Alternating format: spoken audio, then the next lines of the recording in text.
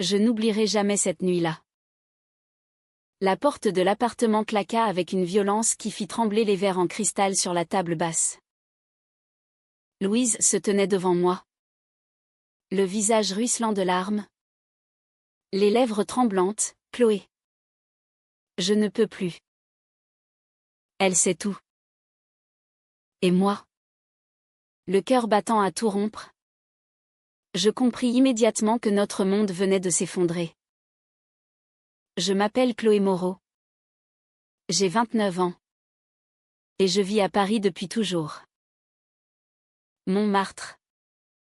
Ces ruelles pavées. Ces cafés où l'on refait le monde jusqu'à l'aube.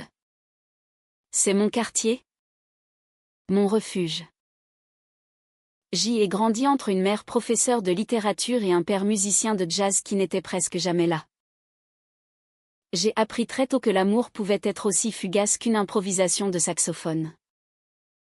C'est dans une petite galerie d'art du 18e arrondissement que j'ai rencontré Louise pour la première fois.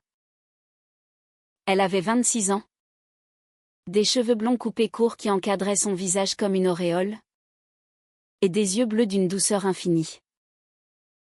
Elle exposait ses photographies, des portraits de femmes anonymes dans le métro. Capturés dans des instants de vulnérabilité absolue. J'ai passé des heures devant ces images. Fasciné par la façon dont elle saisissait la beauté dans la solitude.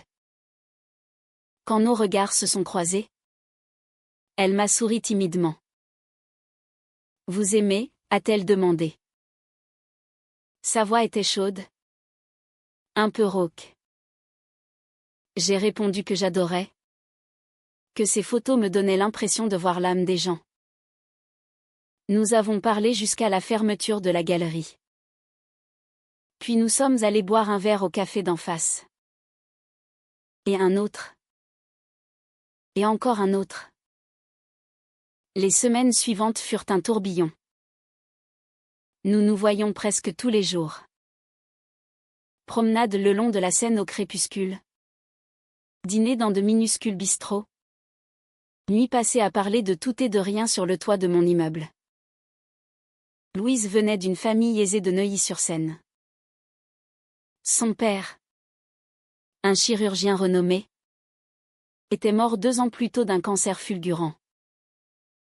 Sa mère, Dominique Valois, était une femme d'affaires impitoyable qui dirigeait une chaîne d'hôtels de luxe. Louise parlait rarement d'elle, mais quand elle le faisait, sa voix se durcissait. Un soir, alors que nous étions allongés sur mon lit, les fenêtres ouvertes sur la nuit parisienne, Louise m'a pris la main. « Chloé.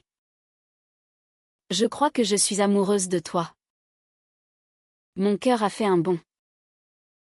Je l'embrassai doucement. Et elle répondit avec une passion qui me coupa le souffle. Ce fut le début de notre histoire. Une histoire que nous devions garder secrète. Car Louise n'était pas prête à affronter sa mère. Dominique Valois était une femme impressionnante. La cinquantaine élégante. Tailleur impeccable. Cheveux noirs tirés en un chignon sévère. Regard perçant. Elle incarnait tout ce que Louise fuyait, le contrôle absolu. L'apparence parfaite. Le mariage stratégique. Louise m'avait confié que sa mère avait déjà choisi pour elle un prétendant convenable, Antoine. Le fils d'un associé. Brillant avocat. Héritier d'une grande famille. Nous vivions notre amour dans l'ombre. Appartement de Montmartre pour moi. Petit studio près de Saint-Germain pour Louise.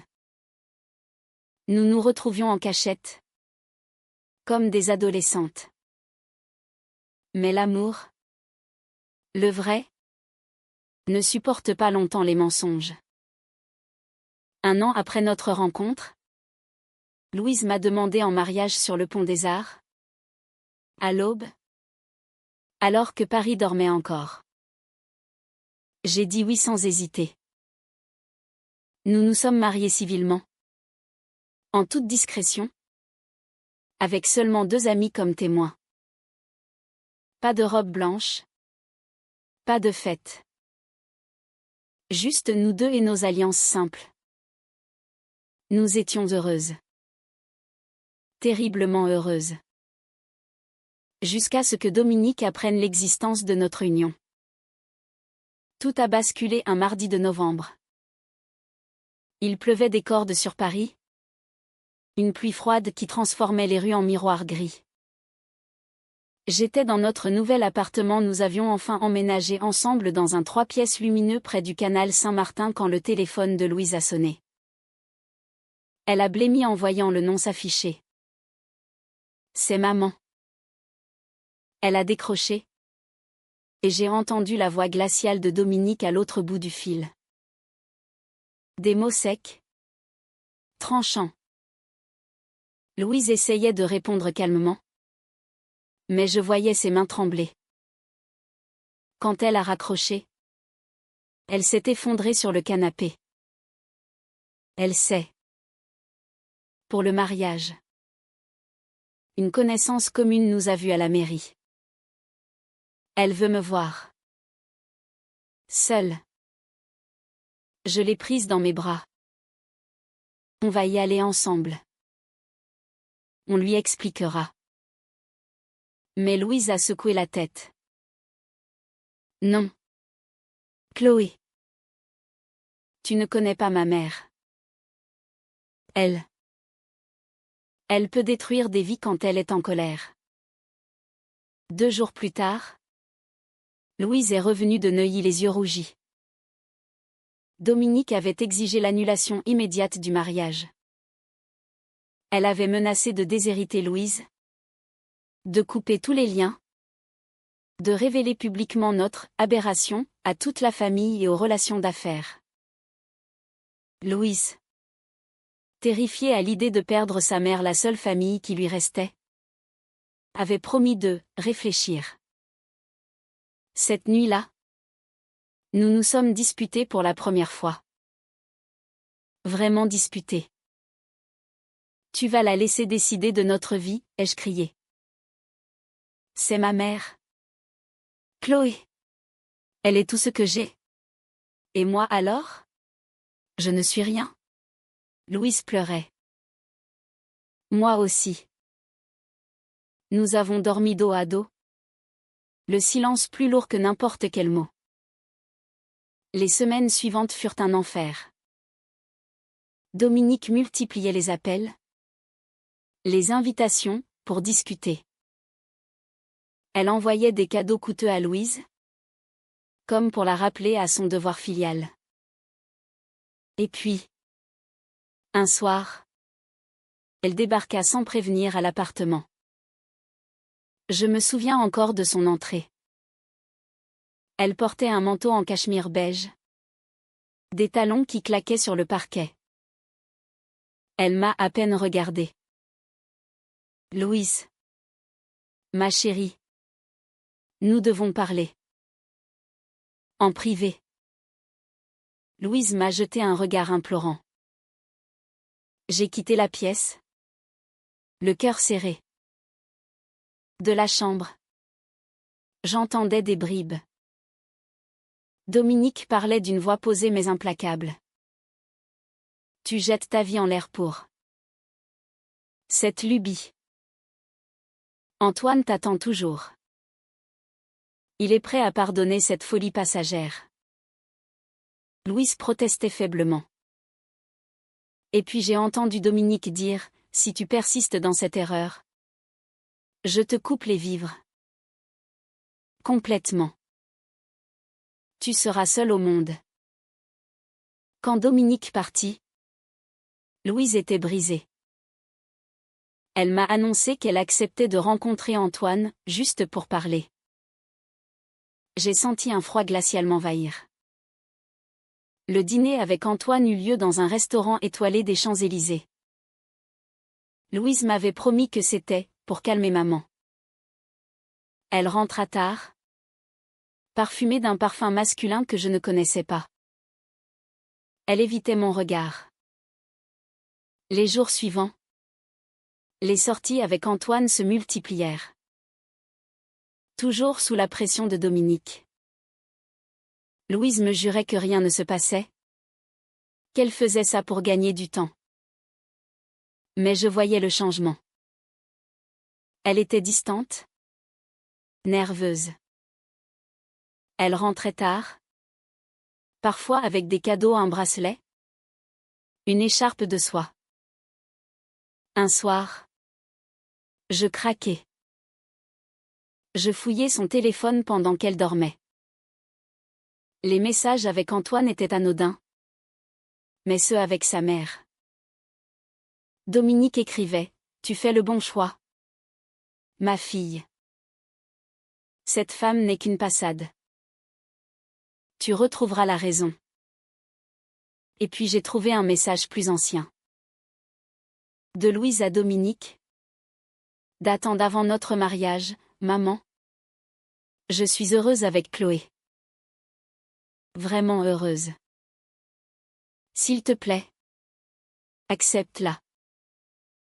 La réponse de Dominique, jamais. Elle te détruit. Je me suis sentie trahie. Pas seulement par Dominique, mais par Louise qui continuait à voir Antoine en secret. La confrontation fut terrible. Je lui ai montré les messages. Elle a pleuré. Juré qu'elle m'aimait toujours. Qu'elle luttait contre sa mère. Mais le doute s'était installé. Et puis vint le pire. Dominique organisa un grand dîner familial pour annoncer les fiançailles de Louise et Antoine. Louise m'annonça qu'elle y allait. Seule. Je dois y aller. Chloé. Sinon elle va tout détruire. Et nous? Tu vas détruire nous? Elle n'a pas répondu. Je l'ai suivie ce soir-là. Je me suis postée devant la grande maison de Neuilly. Sous la pluie. J'ai vu Louise arriver au bras d'Antoine. Souriante pour les photographes invités. J'ai vu Dominique. Triomphante. Lever sa coupe de champagne. Mon cœur s'est brisé en 1000 morceaux. Je suis rentrée. J'ai fait mes valises. J'ai laissé une lettre, je t'aime. Mais je ne peux pas vivre dans l'ombre de ta peur. Adieu. Les mois qui suivirent furent un brouillard. Je déménageai chez une amie à Lyon pour échapper à Paris et à ses souvenirs. Je ne répondais plus aux appels de Louise. Elle m'en envoyait des dizaines par jour. Puis des lettres manuscrites. Reviens. Je t'en supplie. J'ai tout annulé. J'ai dit la vérité à maman. Mais je ne croyais plus. Un jour, Dominique m'appela. Sa voix était différente. Moins assurée. Chloé. Nous devons parler. Je refusai d'abord. Mais elle insista. Elle voulait me voir. À Paris. Je pris le train. Le cœur battant. Nous nous retrouvâmes dans un café discret près de l'opéra. Dominique avait vieilli. Ses traits étaient tirés. Elle commença par s'excuser. Chose que je n'aurais jamais imaginée. J'ai eu peur pour ma fille. Peur qu'elle gâche sa vie. Mais j'ai compris. Trop tard. Que c'était moi qui la gâchais. Elle me raconta son propre secret. Dans sa jeunesse, elle avait aimé une femme. Une danseuse de l'opéra. Un amour passionné? Caché. Quand sa famille l'avait découvert, elle avait été forcée de rompre, de se marier avec le père de Louise. Elle avait enterré cet amour si profondément qu'elle en était devenue dure, intolérante. J'ai projeté ma propre douleur sur Louise. Je ne voulais pas qu'elle souffre comme moi. Mais je lui ai fait encore plus mal. Elle pleurait. Dominique Valois pleurait. Elle me supplia de revenir. Louise est détruite sans toi. Elle a rompu avec Antoine. Elle a quitté la maison. Elle vit dans un petit studio. Refuse mon argent. Elle dit qu'elle préfère tout perdre plutôt que de te perdre encore. Je rentrai à Paris le soir même. Louise était méconnaissable. Amaigrie. Les yeux cernés. Quand elle me vit sur le pas de sa porte, elle s'effondra dans mes bras. Pardon. Pardon. Je n'ai jamais cessé de t'aimer. J'étais lâche. Nous avons pleuré ensemble pendant des heures. La réconciliation ne fut pas facile. La confiance brisée met du temps à se reconstruire. Mais nous y travaillons. Jour après jour. Dominique, dans un geste que personne n'aurait cru possible, nous invita à dîner dans sa grande maison. Pas pour commander, mais pour demander pardon. Elle vendit même une partie de ses parts dans l'entreprise pour créer un fonds destiné à aider les jeunes LGBTQ+ en difficulté. Elle voulait réparer, à sa manière. Louise et moi décidâmes de renouveler nos vœux.